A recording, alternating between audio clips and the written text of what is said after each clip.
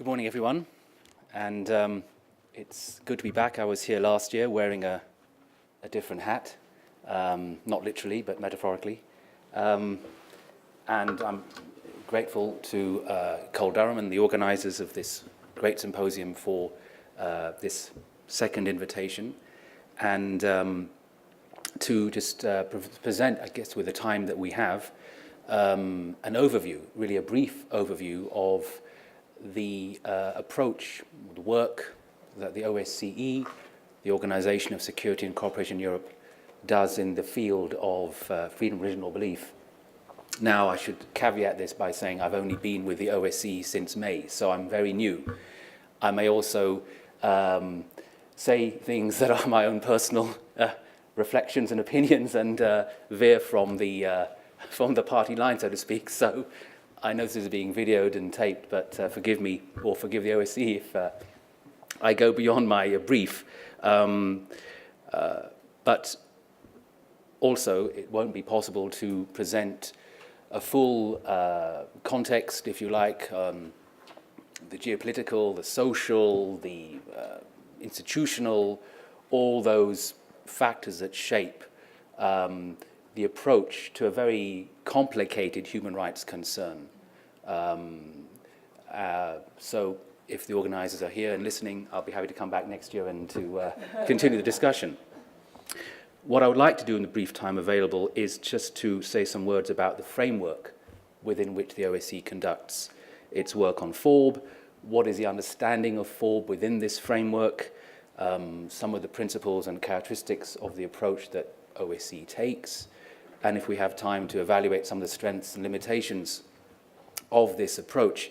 Now, I should also say that when I refer to the OSCE, one hand refer to it as the totality of its participating states, but I'll distinguish that from when I talk about the OSCE institution, which on behalf of the participating states takes forward the activities to promote and protect FORB, which is the Office for Democratic Institutions and Human Rights, ODIHR. So I will try to make that distinction clear, because ODIHR, the office I work in, is set up to assist participating states to advance FORB. And ODIHR sticks as closely as it can to its mandate, which stems from the commitments which are not legally binding. They're aspirations, but they're grounded within international human rights law. So ODIHR takes forward its work to assist states to live up to these commitments.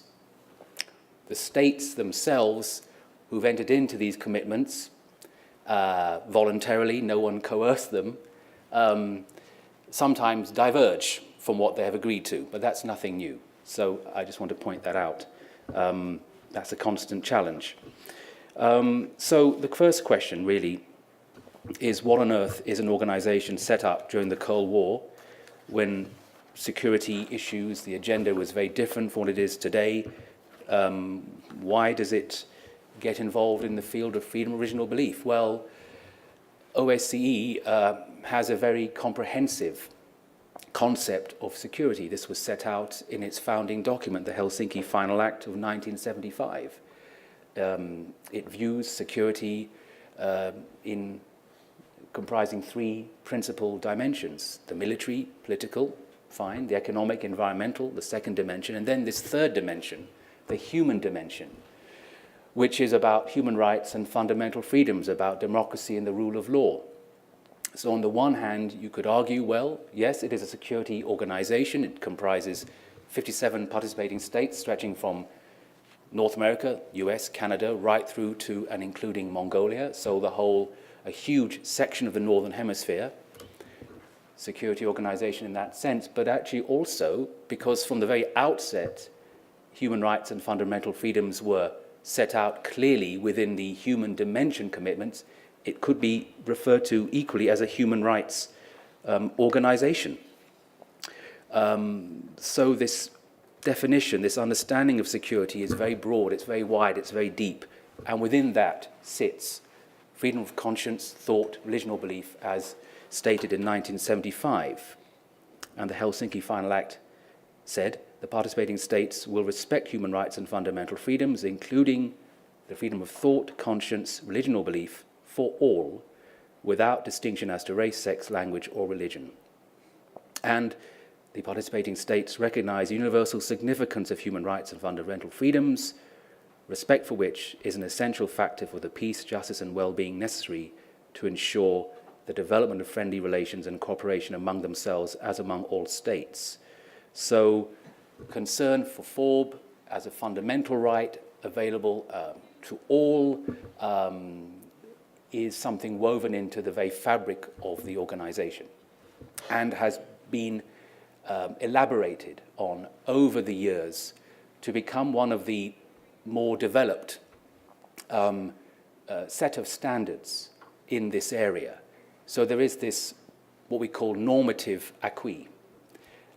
It's not law, you could call it soft law, but it has an influence. And stemming from that is this practical understanding, this practical acquis, this practical set of measures that follow. And this, I think the important point in all of this, and the most recent commitment, the Ministerial Council decision of 2013, agreed in Kiev, reaffirms the explicit link, structural link between FORB and security. So what we take from this within the OSCE and within ODIHR is not just that freedom of original belief is a nice to have human right, but actually has strategic value, that actually it is the foundation of security. When states talk about security and concerns for security and concerns around security, and clearly there are many issues prevalent in the region which are a great threat, and those issues have developed over the years and new threats have emerged. The point that is made time and time again by OSCE institutions is that actually your greatest investment in security should be investing in freedom of original belief, and in addition to other human rights. They're interrelated. There's no compartmentalization here. So it's not just a human right. Of course it is. It has strategic value. And I think that is something which policymakers increasingly get. They don't get the language of human rights, or they're resistant to the language of human rights, which is very sad and surprising given they've spelt these things out over the years and agreed to these things over the years. Then they do get the argument, well, it has value for the protection of our society and our place in the world. And this builds on some of the comments, number of comments made already in this event. Now, the wider context, of course, in relation to FORB is that it is taking on, I wouldn't say new meaning, but it's certainly its scope is expanding as a result of a number of processes that have been sweeping through, if you like, the OSCE region, which is no different from the wider EU or Council of Europe or Northern Hemisphere. It's, same countries. Are two very interesting processes, which have been, again, alluded to, touched on in this conference. One is the increasing publicization of religion. Religion has a more public profile today, and pluralization, diversity of religions or beliefs within the region, but also within the same states within the region. So there's not it's more present and more visible. There's more of it within the same country. And FORB is becoming more present in new ways in the life of society. It's taking on new forms. It's has implications for education, for prisoners in prisons, migrants, refugees, all these issues, employment, of course. So we're dealing with something that is evolving, that is changing, that is clearly looking different from what it did 40 years ago. And that's something which the OSCE participating states bear in mind, something which the OSCE institutions like ODIHR have to bear in mind as they look at practical measures to assist states to live up to their commitments. Now, when we look at the commitments, what do they say about FORB? How is it understood? This is, of course, the ideal. This is the aspiration. But because it's the ideal and aspiration, it's been written down, it's been clearly stated, OSCE institutions like ODIHR are mandated to make this message time and time again. And the message is FORB is to be understood in, if you like, dynamic, thick, comprehensive terms. It is not to be given to communities of religion or belief that the state recognizes as a concession to them on condition that they do certain things. It is inherent. It is based on their self-understanding. It is grounded in universality, freedom, and equality, and that has many implications. It's something which protects the politically weak as well as strong, the dominant majority and also the minority communities, so to speak. But it is not just a right to be advanced on its own, it's interrelated with a whole range of other rights: assembly, opinion, expression, the right to be free from torture, the right to life. They are to be advanced together if the human security agenda is to have any meaning in the world today. And yes, they are to be advanced within the contexts of the participating states. We have to contextualize FORB, not idealize it, yes, but not turn it into an ideology, because that is equally unhelpful. We have to be sensitive to reality, but that sensitivity doesn't mean to say that we endorse variations that are abdications of the state's fundamental duties.